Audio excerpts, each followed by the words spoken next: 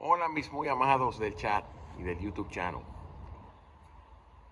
El primer sermón registrado de Jesús, cuando a los 30 años empezó su ministerio, lo empezó a los 30 años porque esa era la edad en la que un sumo sacerdote podía entrar a servir. Y Jesús, que la escritura lo describe como el último y perfecto sacerdote, dice Lucas, empezó su ministerio siendo de unos 30 años. Su primer sermón registrado, de acuerdo al Evangelio de Mateo, es: arrepentíos, arrepiéntanse, porque el reino de los cielos se ha acercado. La palabra arrepentirse en el original en el que fue escrito el Evangelio de Mateo, en griego koiné, es una palabra compuesta que significa, o que se lee, metanoia. Noia mente, meta cambio. Y Jesús llama a sus oyentes a cambiar su mente. El arrepentimiento en el sentido teológico es mucho más allá de cambiar la mente. ¿Qué implica el arrepentimiento evangélico?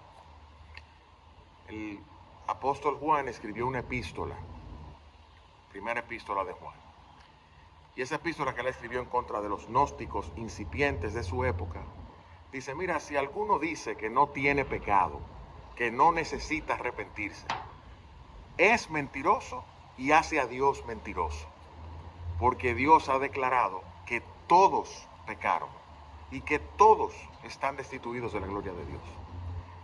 El remedio que da Juan no es esforzarse más y portarse mejor, porque aunque uno lograra esforzarse más y lograra de aquí en adelante portarse mejor, ¿y qué hago con el récord trasero? ¿Qué hago con todo lo que he hecho anteriormente a esto? Entonces la solución no es portarse mejor, ni cambiar de mente. La solución, de acuerdo a Juan, es que si confesamos nuestros pecados, y en el contexto del Nuevo Testamento la confesión se hace a Dios. Sí hay textos en Santiago que dicen que debemos confesarnos nuestras faltas los unos a los otros. Obvio, si yo peco contra alguien debo decirle perdóname. Pero en el contexto primario, redentor, la confesión se hace a Dios. Dios es el único que tiene poder de perdonar pecados. Y Juan dice: si confesamos nuestros pecados, otra palabra interesante en el original, homologueo, si decimos lo mismo que Dios opina de nuestro pecado. Es decir, no es que lo vamos a confesar diciendo: sí, lo que pasa es que me provocaron, sí, lo que pasa es que es mi esposa, sí, lo que pasa es que es mi empleo, sí, lo que pasa es que con mi niñez me traumatizaron. No. Si confesamos nuestros pecados, decimos lo que hicimos y tenemos la misma opinión que tiene Dios del pecado, que es transgredir la ley. Pero si confesamos nuestros pecados con corazón genuino, con corazón, con convicción, con dolor por haber pecado, y el dolor tiene diferentes manifestaciones en diferentes tipos de temperamentos, pero con una convicción real: he pecado. Dice Juan: Dios es fiel y justo para perdonar nuestros pecados y para limpiarnos de toda maldad. ¿Por qué? Sigue escribiendo. Les dice: mis hijos, estas cosas se las he escrito para que no pequen.